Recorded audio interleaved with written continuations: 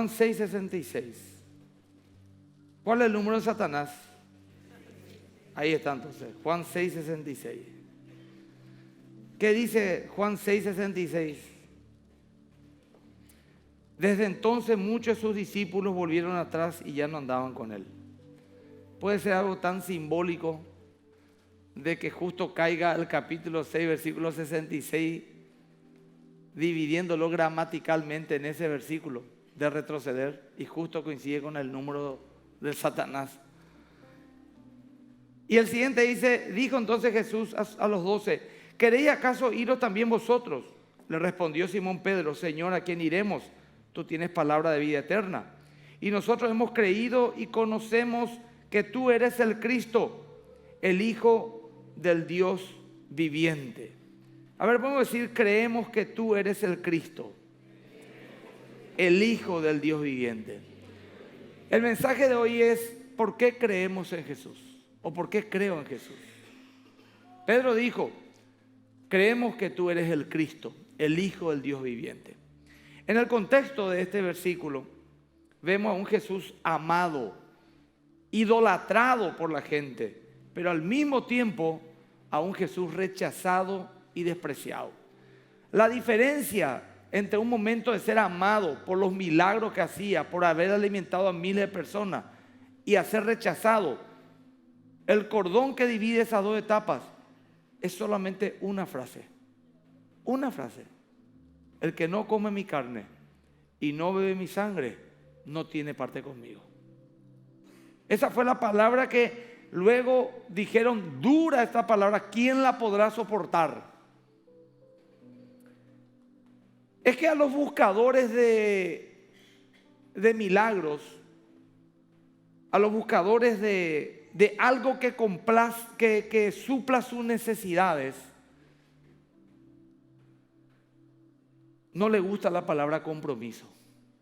Porque el comer su sangre es su carne y beber su sangre es compromiso. Otra cosa es eso.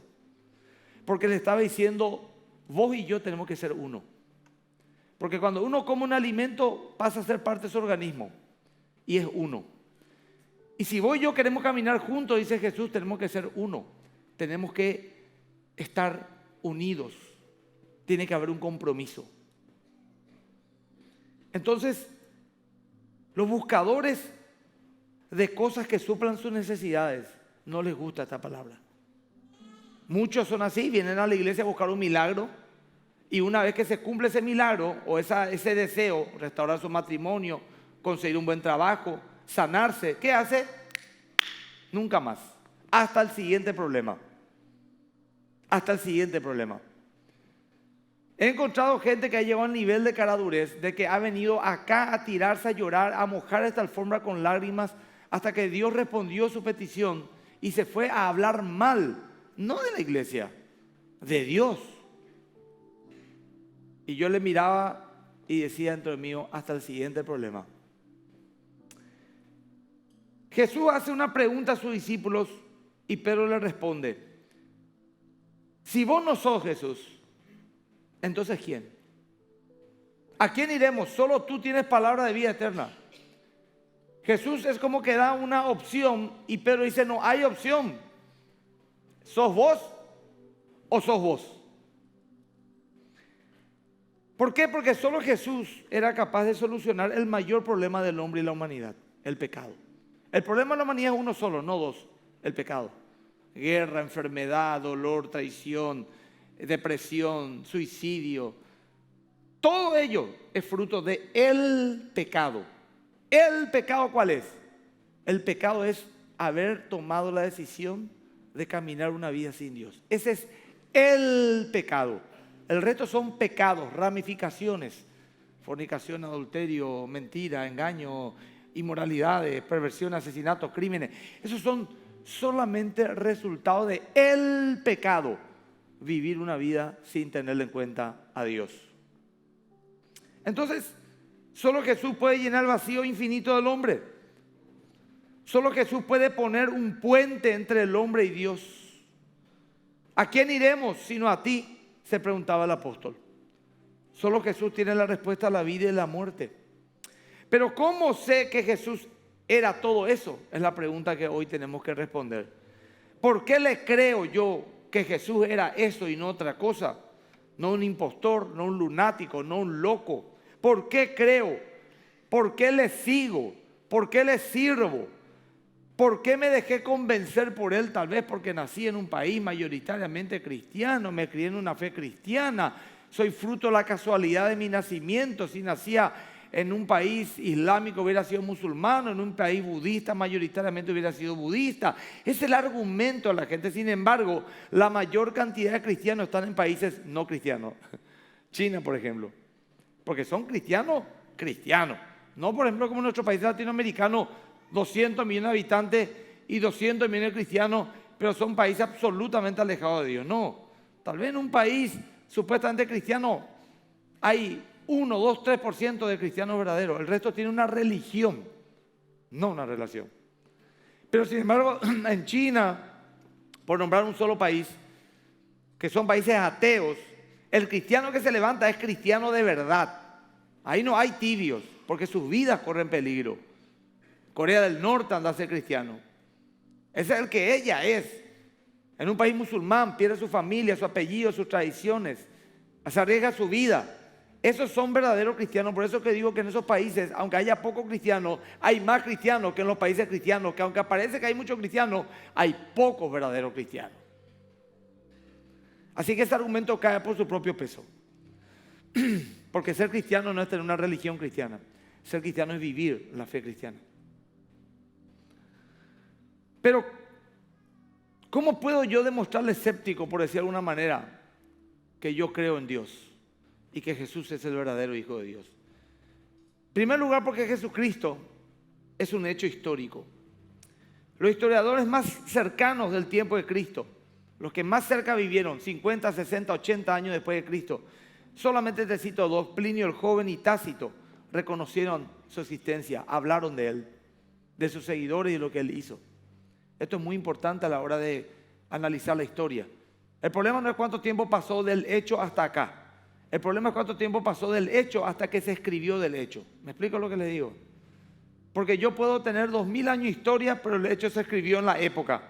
O puedo tener 2000 años de historia, pero se empezó a escribir hace 50 años. El problema no está en el margen del tiempo que pasó entre el hecho y el día que hoy vivo. El tema está entre el día que pasó el hecho y que se empezó a escribir de él, porque hay menos márgenes de manipulación, porque hay informaciones más cercanas. Tácito y Plinio el Joven, que no eran cristianos, reconocían su existencia. Documentos judíos anticristianos como el Toledó Jesús hablan de él. Aún los historiadores escépticos reconocen su existencia. Entre los 10 historiadores, entre las 10 personas que más se ha escrito en la historia de la humanidad, Jesús es el número 1. Mucho más que Mahoma o Buda. Jesús es el número 1. Ningún historiador serio, ninguno de los historiadores más relevantes de la historia negó su existencia, más allá de que hayan seguido no sus pasos. No existe forma de explicar el cristianismo sin la persona de carne y hueso llamado Cristo, Jesús el Cristo. Creo en Jesús porque Él resucitó y su cuerpo no fue encontrado en la tumba. ¿Cómo puedes probarme eso? La Biblia testifica que más de 500 personas vieron a Jesús resucitado. Muchos comieron con Él, no solamente que lo vieron como algo medio nuboso, raro. Dijeron, comimos con Él. Hombres temerosos y acobardados por su vida, que le siguieron hasta la muerte, retrocedieron y lo negaron.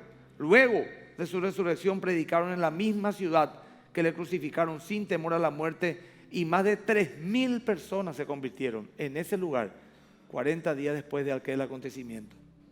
El credo más antiguo escrito por el apóstol Pablo dice que la fe en la resurrección fue una doctrina primerísima del cristianismo. En 1 Corintios 15, 1 al 4, que siempre solemos usar como un fundamento para nuestra Santa Cena, voy a leer de vuelta, es un credo, el primer credo. 1 Corintios 15, 4, 1 al 4 dice: además os declaro, hermanos, el evangelio que os he predicado, el cual también recibisteis, en el cual también perseveráis, por el cual asimismo, si retenéis la palabra que os he predicado, sois salvos si no creísteis en vano. Porque primeramente os he enseñado lo que asimismo recibí. Pablo escribe en el año 60, 30 años después de la muerte de Cristo, que lo primero que le dijeron los apóstoles cuando él se convirtió fue esto: que Cristo murió por nuestros pecados conforme a la Escritura, y que fue sepultado, y que resucitó al tercer día conforme a la Escritura. O sea, fue un hecho profetizado. Algunos alegan que no se puede tomar los evangelios en serio porque se contradicen en detalles referentes a algunos puntos de su resurrección. Y es cierto, algunos evangelios hablan de que había un ángel, otros que había dos, otros que fueron las mujeres, otro que el primero que llegó fue Pedro, otro fue Juan. Hay algunas aparentes contradicciones, sin embargo, esas aparentes contradicciones periféricas solamente prueban que los apóstoles no se pusieron de acuerdo para una confabulación. Si no se hubieran puesto de acuerdo y dicho, vamos a escribir todo exactamente lo mismo para que sea creíble. Es como el Titanic. El Titanic se hundió. Y los reportes de la época dicen que algunos testigos dicen se partió en dos y se hundió. Otros dijeron se hundió solo, así de una. Luego se corroboró que sí se partió a medias en dos y se hundió. Pero el punto es que se hundió. Podría haber detalles que no coinciden por lo traumático del acontecimiento, pero el punto que todos se ponen de acuerdo es que resucitó. No es que un evangelio dice resucitó y otro dice fue su alma nomás que vimos. No, todos testifican que resucitó. Los relatos hablan de las cosas tal como lo vieron, con la honestidad de transmitir lo que cada uno vio sin importar que se contradigan en detalles. Eso habla de la honestidad en su relato y que los hechos no fueron maquillados o arreglados. Si de comparar copias se trata, ningún documento histórico de la antigüedad tiene tantas copias como los evangelios para poder corroborar si fueron o no adulterados con el tiempo. Hay más registro histórico escrito de la resurrección de Jesús, no la vida, la resurrección de Jesús, que de la existencia de Julio César. ¿Alguien duda históricamente que existió un hombre llamado Julio César? Nadie. Pero hay más registros de testigos escritos, los padres antiguos, los apóstoles, de su resurrección que de la vida de Julio César, más allá que uno crea o no en él. Creemos en Cristo porque creo en la Biblia. Escuchá, parece un argumento circular, pero no es un argumento circular, porque si la Biblia es un documento fiable, es un documento fiable. Yo creo en Cristo porque creo en la Biblia. Porque muchos te dicen yo creo en la Biblia, pero no en Cristo. O te dicen yo creo en Cristo, pero la Biblia fue adulterada por el hombre. Yo creo en Cristo porque creo en la Biblia. Jesús dijo en Juan 6:44, ahí donde hemos tomado el pasaje. Juan 6:44. Dijo Jesús: ninguno puede venir a mí si el Padre que me envió no lo atrajese, y yo le resucitaré en el día postrero. Escrito está en los profetas, y serán todos enseñados por Dios. Así que todo aquel que oyó al Padre y aprendió de él, viene a mí. ¿Y cómo oímos al Padre? A través de su palabra. Y acá dice, ninguno puede venir a mí si el Padre que me lo envió no lo trajere. Si alguien se acerca a Dios, sea un ignorante o un intelectual, es porque primariamente Dios le convenció espiritualmente de eso. Y creyó lo que oyó del Padre. ¿Y qué oyó del Padre? La palabra de Dios, que está escrita en estos 66 libros. Ahora, ¿por qué creo que la Biblia es verdad? Es la pregunta que me hacen. Les respondo de manera general, por sus profecías cumplidas. Más de 100 solamente en la primera semana de nacimiento de Cristo. 2, por la unidad y consistencia del mensaje de la Biblia, escrita en un periodo de más de 1500 años por unas 40 personas en 3 idiomas diferentes, 66 libros, y su longevidad, como ha sobrevivido a ataques y misericordia por reyes paganos, religiosos, corruptos, sin embargo ha prevalecido en el tiempo. Solo decir algo, un argumento muy oportuno en estos tiempos que vivimos. Cuando me dicen la Biblia fue adulterada, no podemos nosotros creer en un libro que tiene 2000 años, que pasó por tantas manos. Y yo le digo que su argumento cae por su propio peso. Por ejemplo, se ha sabido que desde el principio, ya de los Corintios, la inmoralidad sexual era algo intrínseco en el ser humano. incluso en cristianos. La homosexualidad, la orgía han sido practicadas desde siempre. Pablo les reprende eso a los corintios. Y pudimos haber ya acomodado la Biblia. ¿Por qué siguen tan duras? ¿Por qué no se han tocado? Porque la palabra de Dios es inmutable. Cielo y tierra pasarán, pero mi palabra no pasará, dice el Señor. Y justamente que la palabra de Dios no se transforme demuestra que Dios es el que la escribió. Porque el hombre hoy piensa una cosa, mañana otra. Dios no es así porque Dios sabe todo. Y lo que hoy dice es así siempre. Esa es una prueba irrefutable de que este es un libro espiritual. O si no, ya Dios hubiera permitido, o perdón, si Dios no existía, cualquiera pudo haberlo adulterado. Hoy hay un lobby para quitar eso. No se va a poder. Porque Dios dice, mi palabra no pasará. 3. La Biblia es un libro peculiar porque cambia vidas. Su mensaje, aunque es el mismo, millones lo toman para sí, ya que suple sus necesidades. Esto es así porque Jesús dijo en Juan 6:63. En Juan 6:63. El Espíritu es el que da vida. La carne para nada aprovecha. Las palabras que yo he hablado son espíritu y son vida. Y las palabras que yo he hablado están escritas en este libro. Por eso es que dice el que está con problema matrimonial, el que está con un problema de un hijo rebelde, el que está con problema de depresión, el que está con problema económico, escucha el mismo mensaje y dice, era para mí. ¿Y qué tiene que ver ese mensaje con una persona que pierde su familia? O que un hijo está rebelde, o que está mal económicamente, porque es la multiforme gracia de Dios. Un mismo mensaje sana todo. Su palabra, que están registradas en la Biblia, son vida. Creo en Jesús también por razones espirituales. En Juan 6:63 dice, el Espíritu es el que da vida, la carne para nada aprovecha. Las palabras que yo he hablado son espíritu y son vida. El Espíritu es el que da vida, dice. Decí conmigo, el Espíritu es el que da vida. Y nosotros estábamos muertos en delito y pecado y hemos creído, entonces hemos resucitado espiritualmente. Nunca podremos creer o entender a Cristo si el Espíritu de Dios no interviene. Nunca. No hay mente carnal que lo pueda ver en su plenitud. Ni nosotros. Cristo es una revelación de Dios. Miren lo que dice Primera de Juan, hacia el final de la Biblia, capítulo 5. Primera de Juan, capítulo 5, versículos 6 y 8 al 8, dice: este es Jesucristo, que vino mediante agua y sangre, no mediante agua solamente, sino mediante agua y sangre. Y el Espíritu es el que da testimonio, esta es la parte que quiero enfatizar, y el Espíritu es el que da testimonio, porque el Espíritu es la verdad. Porque 3 son los que dan testimonio en el cielo: el Padre, el Verbo y el Espíritu Santo. El Verbo es Cristo. Y estos 3 son uno. Y 3 son los que dan testimonio en la tierra: el Espíritu, el agua y la sangre. Y estos 3 concuerdan. Si recibimos el testimonio de los hombres, mayor es el testimonio de Dios, porque este es el testimonio que Dios ha testificado acerca de su Hijo. El que cree en el Hijo de Dios tiene testimonio de sí mismo. Lo ha hecho mentiroso, porque no ha creído en el testimonio que Dios ha dado acerca de su Hijo. Y aquí explico. Algunos dirán: ¿crees vos? Y que porque vos crees, yo tengo que creer.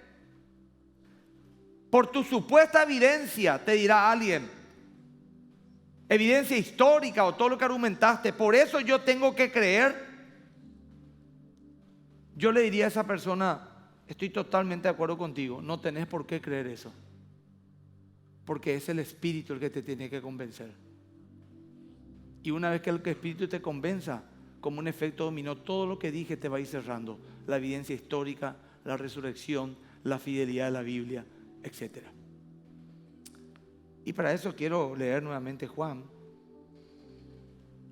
16, capítulo 16.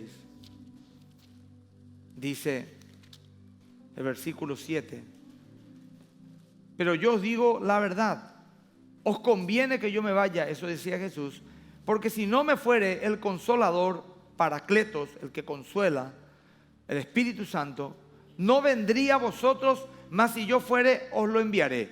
Y Él, el Espíritu Santo, cuando Él venga, convencerá al mundo ¿de qué? De pecado, de justicia y de juicio. De pecado por cuanto no creen en mí. ¿Qué significa eso? Que el pecado básico, el tronco del problema del hombre es la incredulidad.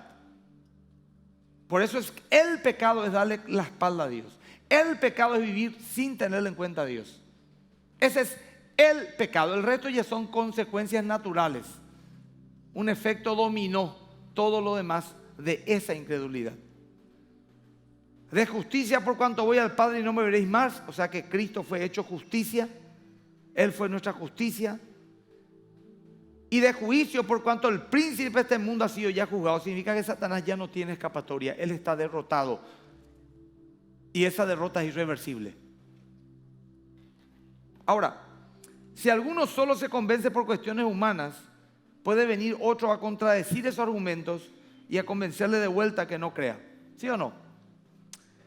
Es por eso que 1 Juan 1:9 dice, si recibimos el testimonio de los hombres, que alguien te convence que Cristo existe, mayor es el testimonio de Dios, la convicción interna que el Espíritu te da. Porque este es el testimonio que Él ha testificado acerca de su Hijo. Y por encima del testimonio y la sabiduría de los hombres está el testimonio y la convicción de Dios. Todos los días confiamos en los hombres, ¿sí o no? Vos dirás, no, yo no confío en nadie, entonces no te suba a un avión, no te suba en un auto, no confíe en el semáforo, porque está diseñado y hecho por hombres. No vayas jamás a guiarte por un mapa o un GPS porque está hecho por hombres. Nunca te dejes vacunar nada por un médico, no sabes el laboratorio quién es porque está hecho por hombres, también el médico es un hombre. ¿Te das cuenta que todo el día confiamos en los hombres? Al subir en un avión, al manejar un auto, al comer una comida confiamos en los hombres. No sabes qué hizo el mozo a la avenida o el cocinero. No sabes si un loco allá puso un veneno y te va a matar porque se enloqueció. Todos los días confiamos en el hombre. Y que el Señor te pregunta algo, y si tanto confías en el hombre que es pecador y lo sabes, ¿por qué no confías en mí? Que no te voy a engañar, que no te voy a mentir. Es una pregunta sencilla, razonable.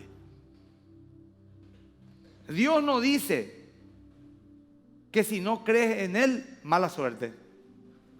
Él no dice que si vos no crees en Él, bueno, a vos te tocó, embromate. No, la Biblia dice, si quieres creer, Dios te lo mostrará. Estuvimos con el apologeta norteamericano hace poco. Jesús, mito, realidad.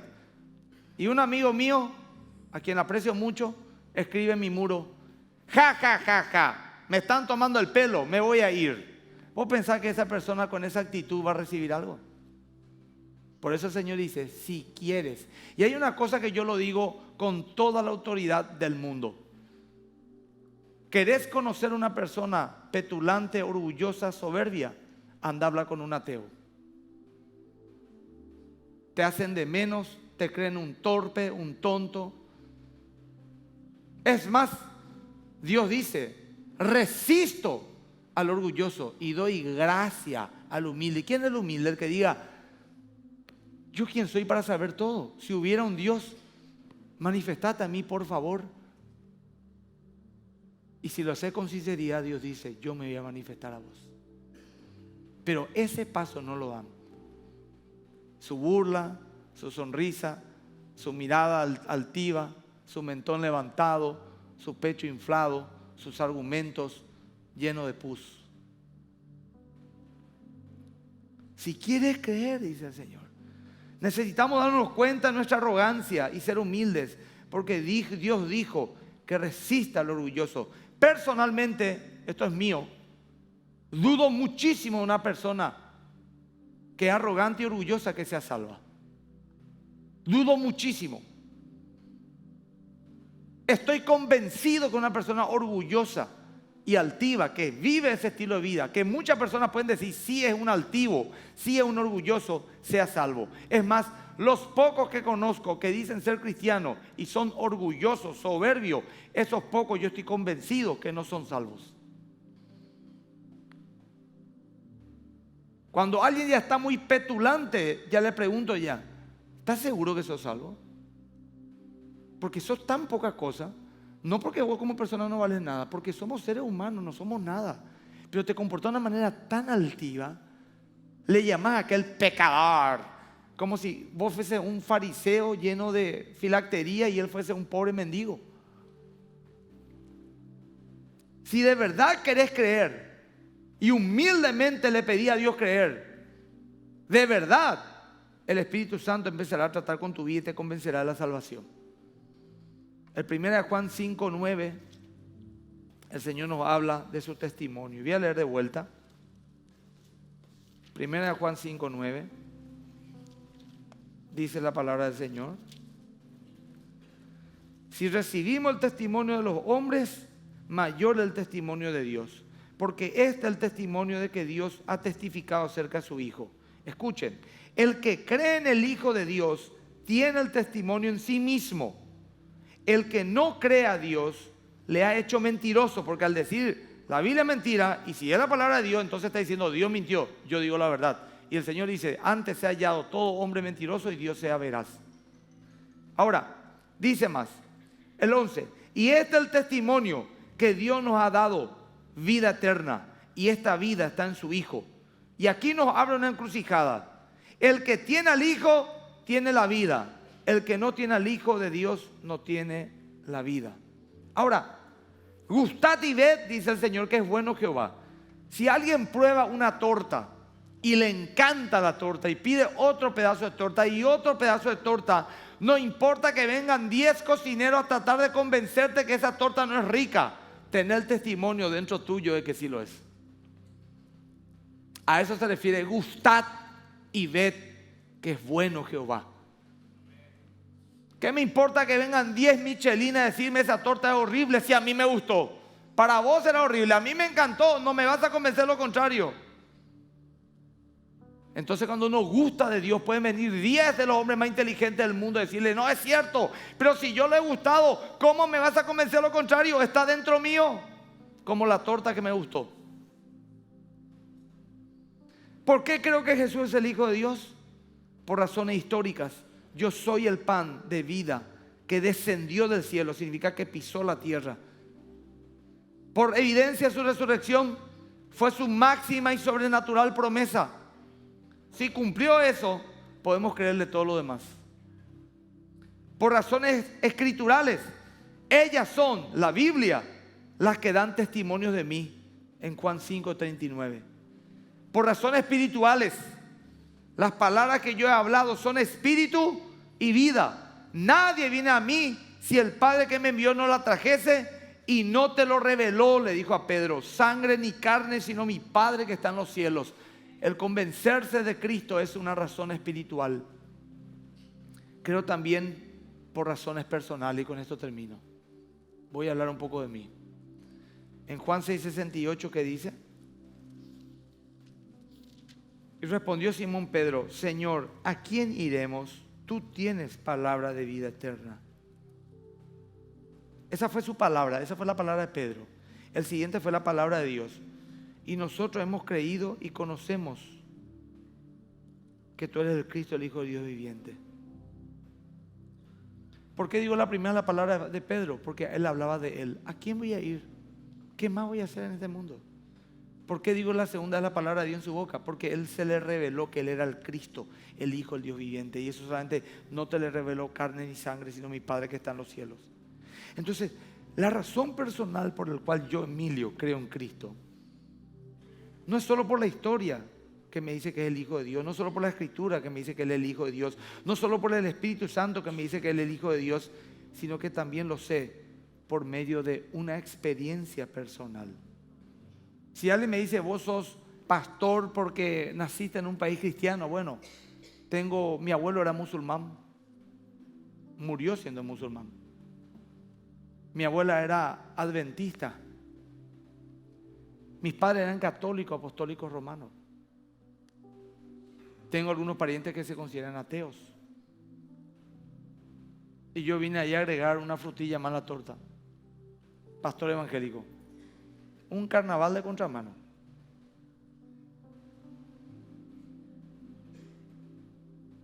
Y me convencí de que Cristo, si resucitó, ese es Dios. Mahoma no dijo eso. Él escribió en 22 años un libro. Muchas cosas interesantes adentro, claro. Pero es más fácil creer que un libro escrito por una sola persona durante 22 años pudo haber sido una experiencia personal de alguien, pero 40 y pico de hombres en un lazo de 1500 años que tengan un mensaje que vaya todo apuntando a la cruz, ya habla de otro tipo de peso y evidencia histórica. El budismo no cree en Dios, es una religión atea. ¿A cuál de las más de 1300 dioses hindúes voy a creerle? No puedo estudiar uno a uno. Aparte, un montón de ellos son una tontería, como adorar ratas. Entonces voy a ver esto. Si ese hombre llamado Jesús, de quien más se escribió en la historia de la humanidad, dijo la verdad de que resucitaría, entonces ese es, y el resto me ahorro todo el trabajo de investigar. Ese tiene que ser. Porque si resucitó, entonces es verdad que Él es el único camino al Padre. Si resucitó, es verdad que Él era el Hijo de Dios. Si resucitó, es verdad que Él fue la expiación por nuestro pecado. Si resucitó, es verdad que Él fue al cielo. Si resucitó, es verdad que Él prepara morada para mí en el cielo. Si resucitó, es verdad que Él volverá, aunque tarde otros 1000 años más de los 2000 que está tardando. Todo se resuelve en la resurrección. Y hoy que recordamos en este domingo su resurrección, cada vez que coman el pan y el vino, hagan en memoria de mí. Él pidió, recuérdense de mi sacrificio. El pan simboliza mi cuerpo, el vino, la sangre. Y cuando ustedes lo comen, están diciendo, mi cuerpo fue partido a causa de ustedes, por sus pecados. Yo pagué la pena por ustedes. Y muchos dicen, la salvación es gratis. No es gratis la salvación. El perdón no es gratis. ¿Quién cree que el perdón es gratis? No es gratis el perdón. Si yo te presto $1000 y vos no me devolvés más, y yo cansado de que vos no me devuelvas, y para mi paz interior te digo, te perdono los $1000, olvídate que me debes. Te pregunto, ¿fue gratis el perdón o me costó $1000? $1000 me costó mi perdón. A Cristo le costó su propia vida. No es gratis la salvación. Alguien pagó. Siempre eso dicen los muchachos, me quiero ir gratis, estoy becado, no es gratis. Alguien está pagando en algún lugar eso. También así en lo espiritual, alguien pagó por tu culpa. Y termino con esto, porque Dios nos lleva a una encrucijada. Primera de Juan 5, versículo 11. Y este es el testimonio, significa el mensaje, lo que testifica Dios, lo que Dios dice, esto es así, que Dios nos ha dado vida eterna. ¿Quién te dio vida eterna? No fuiste vos por tu buena obra, ¿verdad? ¿Y esta vida dónde estaba? En su Hijo. No estaba en otro. No estaba en Pedro, en Pablo, en la Virgen María, en algún santo. ¿En dónde estaba? Y esto lo reconoce todas las religiones cristianas, por lo menos las históricas. El que tiene al Hijo tiene la vida. Y el que no tiene al Hijo no tiene la vida. Dios dividió la humanidad no en blancos y morochos, en intelectuales o en ignorantes, en ricos o en pobres. Dios solamente dividió la humanidad en dos: los que tienen al Hijo, que tienen vida, y los que no tienen al Hijo, no tienen vida. Y yo pregunto si hoy hay alguien acá. El que tiene al Hijo tiene la vida, el que no tiene al Hijo no tiene la vida. Y la pregunta es, ¿le tenés al Hijo o no? ¿Cómo sé? Por tu convicción interna. Vivís la palabra de Dios, conoces, amás, deseás, crees, predicás. Si no es así, no tenés al Hijo. Y si hoy querés, hoy, ahora, yo te pido que levantes por lo menos tu mano, porque no voy a poder traerte hasta acá hoy porque vamos a hacer Santa Cena. Quiero saber nomás si hay una señora. Bien levantada, por favor, la mano para que yo sepa. ¿Será que una sola persona hoy vino por primera vez? 2, 3,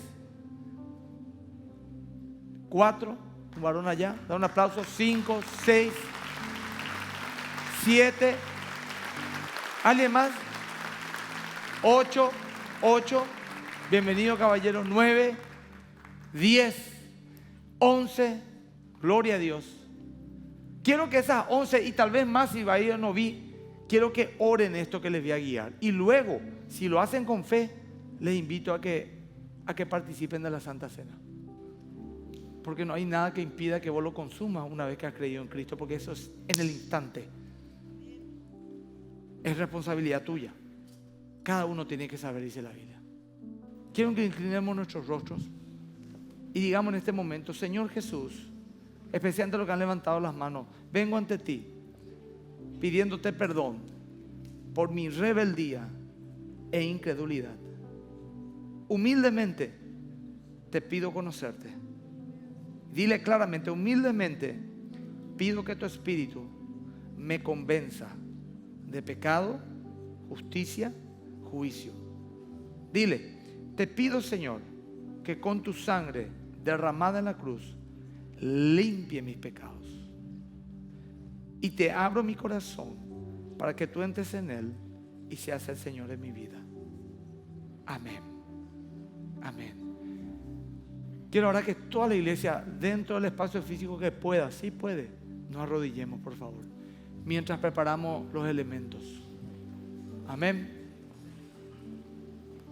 Vamos a orar, vamos a entregarle nuestras causas. Señor Jesús, perdona mis pecados, perdona mis rebeldías, perdona mis palabras, mis obras, mis pensamientos, mis omisiones. Sé puntual en tu pecado. Decirle: perdóname por mi orgullo, por haberle dicho esto. Sé puntual, porque es una reflexión, es una confesión que estás haciendo.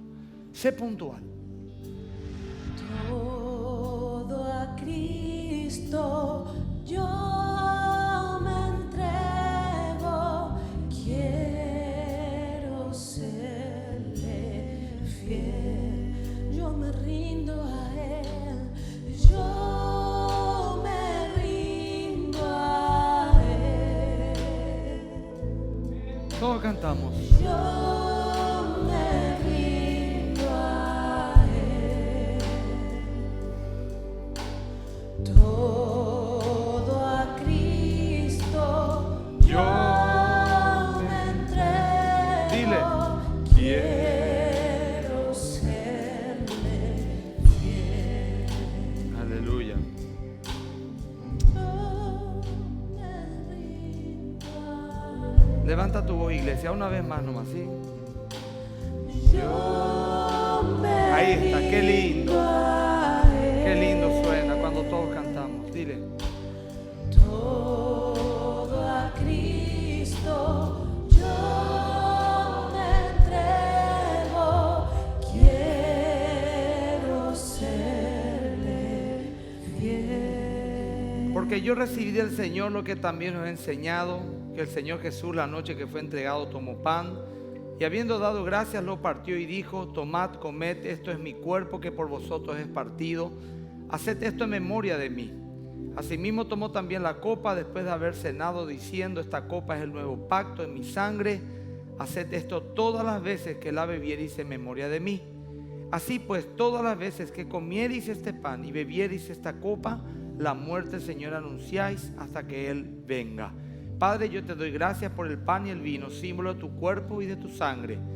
Oramos, Señor, como iglesia, de común acuerdo, como tú nos enseñaste en Hechos los Apóstoles, a juntarnos a compartir el pan y el vino y recordar tu resurrección y recordar tu segunda venida. Al consumir, Padre, pedimos que tu Espíritu nos active y nos fortalezca a seguir caminando un camino de fe y a seguir creyéndote a ti, Señor, contra toda circunstancia que nos toque vivir. Sabemos que es un alimento espiritual y sabemos, Señor, que tiene un efecto espiritual. Y lo bendigo, el pan y el vino, en tu nombre santo, en el nombre de Cristo Jesús. Amén y amén. Y de manera ordenada pasamos a compartir el pan y el vino, por favor, todos los que se sientan. Yo me rindo a Él. Yo me rindo a Él. Todo a Cristo yo me entrego. Quiero serle fiel. Yo me rindo a Él.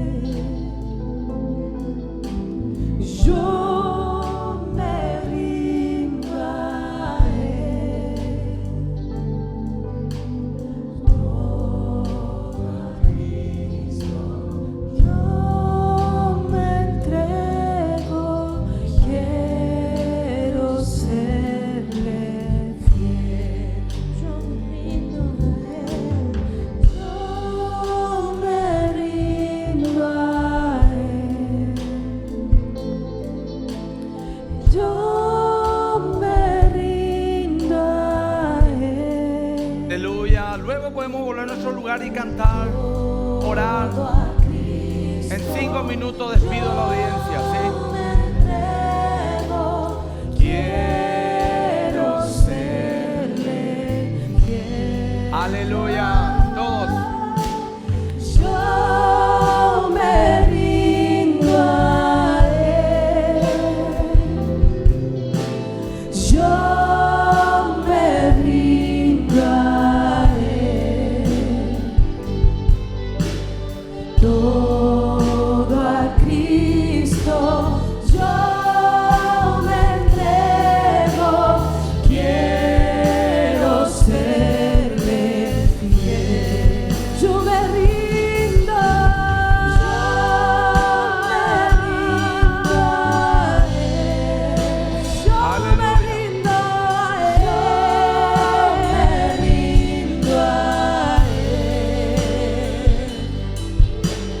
Todo a Cristo yo me entrego. Quiero serle fiel. Yo me rindo a Él. Aleluya, todo para Yo me rindo. Estamos terminando, vamos a hacer un júbilo. Todo a Cristo yo me entrego. Quiero serle fiel. Aleluya. Yo me rindo a Él. Yo me rindo a Él. Todos. Todo a Cristo Levanta tu yo voz. me entrego. Quiero serle fiel. Una vez más para Yo cerrar. me rindo. Yo me rindo a Él. Qué lindo, todos. Yo me rindo a Él. Todo a Cristo yo me entrego. Quiero serle fiel. Amén, amén, amén. Dale un aplauso al Señor, ¿sí? Porque hemos dicho quiero serle fiel. Amén. Si hay alguna necesidad de oración o aquellas personas que esas 11 que levantaron la mano que quieren recibir ayuda, acá podemos tomar sus datos y orar por sus vidas. Al resto que tienen que retirarse, les ruego que lo hagan con diligencia porque está viniendo el siguiente grupo para evitar los embotellamientos. Padre, yo te doy gracias por este pueblo que hoy se ha convocado en este lugar para recordar tu muerte y para recordar tu venida. Nos vamos bendecidos, Señor. Te damos gracias porque este es un día precioso que tú hiciste para gozarnos y alegrarnos en él. En el nombre de Jesús, amén. Dios te bendiga, que tenga una semana de gran bendición y un mes de gran bendición.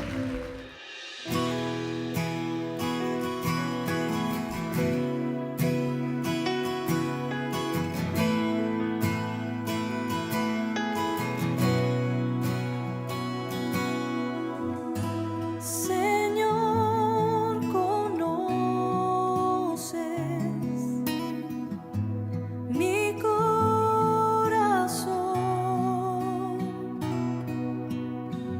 aun cuando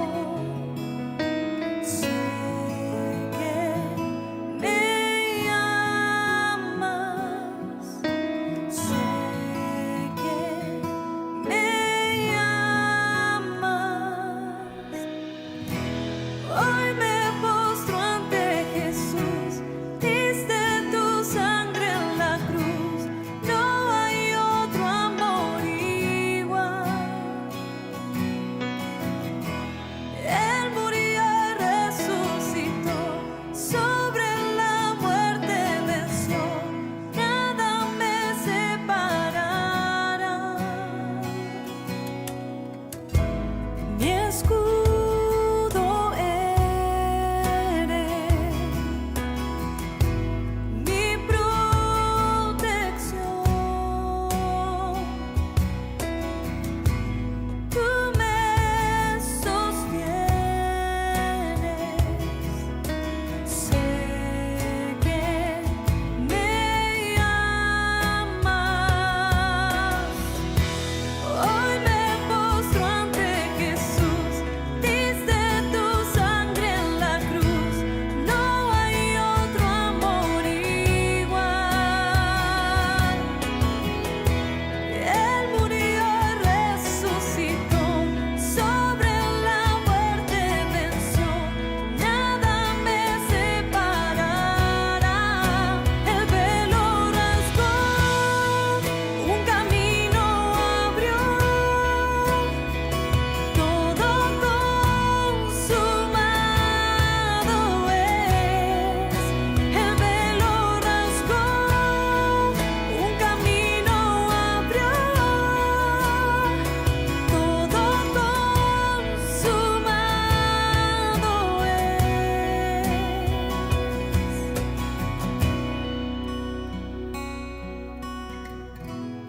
Aún en tormentas o tempestad,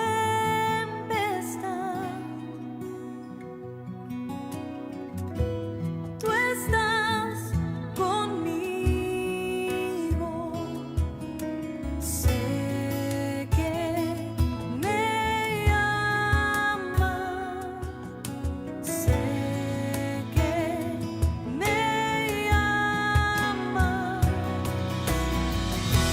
Hoy me postro ante Jesús, diste tu sangre en la cruz, no hay otro amor igual. Él murió y resucitó, sobre la muerte venció, nada me separará.